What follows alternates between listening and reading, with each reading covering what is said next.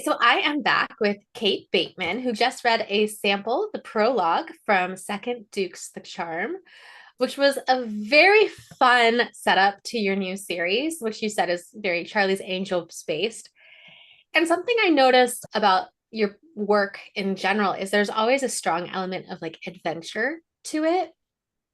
So I'm Yeah, curious for you in the romance, when you think about a romance novel, is adventure what calls you to it in equal parts? yeah. I mean, I was obviously a long-term romance reader before I was ever a writer, like 20 years worth of reading romance, not just historical romance, all that was one of my favorites, but kind of across the board. But the ones I always really liked, I was a big fan of the old school with a K bodice ripping, Joanna Lindsay's. It was escapism, pure and simple. They were just joyful, run off with a pirate, a Russian prince, it was just ridiculous. But it knew it was aware of its ridiculousness and did it anyway. And I really love that. And when I think of all the films that I enjoy, they always have the dual, like, romancing the stone. You've got the adventure plus the romance, and I kind of always wanted a little bit extra. I don't write super dark. I don't like angst. I did literature at university, and honestly, all the girls died. Like, if apparently to be literature, if you're a woman in it, you have to be dead. Tolstoy, you're dead.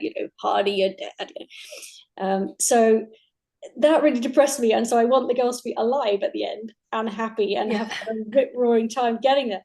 So yeah, that's kind of my manifesto. I say I write bodices and bodices, and I kind of like the idea that they're getting out and doing stuff. They're not passive. They're having fun and exciting, scary times as well. Yeah, I love that. And you write across different eras too, because your Rita award-winning one was Renaissance. I've read one of your books that's set in the French Revolution. So how do you go about finding your era and your setting? Well, so ironically, the Devil to Pay, which you mentioned, the Italian Renaissance, I had was the first book I ever wrote, um, or first romance book I ever wrote, and I knew nothing. I had no intention of getting published. I just had read Laura Kinsale's, who had done a couple of medievals for My Lady's Heart and Shadow Heart, which are dear to my heart and I love. And I sort of groped around to find something similar and couldn't find it. So they always say, well, write what you know. And I thought, okay, I'll give it a go, see if I can write something, 80,000 words of stuff. Did. And long story short, it ended up getting an offer from Penguin Random House, who said, we love you, clearly write, but there's no market for Italian Renaissance stuff. But will you write Regency? And I said, well, sure, you're Random House. I'll write anything you like. So that's how I got started. And it was Regency. My argument is still a little that, first of all, build it and they will come. As in, if you're not offering any other history era apart from Regency, that's all people are going to buy. So your data is going to show, oh, people only want it.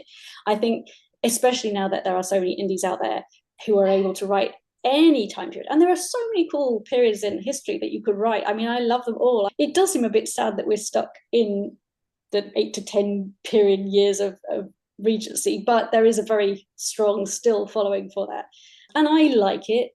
It's, for me, you're right, I do a little bit earlier into sort of end of French Revolution, but mainly Napoleonic Regency, which is what, 1780 to 1920, just about. And that's an interesting, because I think it's far enough back for people to kind of be escapism, but not so far back that the people are so completely inexplicable to us, or it's not quite so different to modern life. Like, I think if you go far back, it's much more of a kind of leap of faith, and you have to do a lot more describing of traditions and mores and societal things if you go to medieval or you go even further or whatever. So Regency, everyone kind of understands, they know what the world is like already, and you don't have to do a lot of work for that. But yeah, it's quite a nice time. Everyone knows Pride and Prejudice. You're aware of that era and you just want more of it. Like, if you like a Starbucks Yeah. latte, you just want another Starbucks latte. There's no reason to go have anything different. If you love it, keep drinking it. So Yeah. yeah.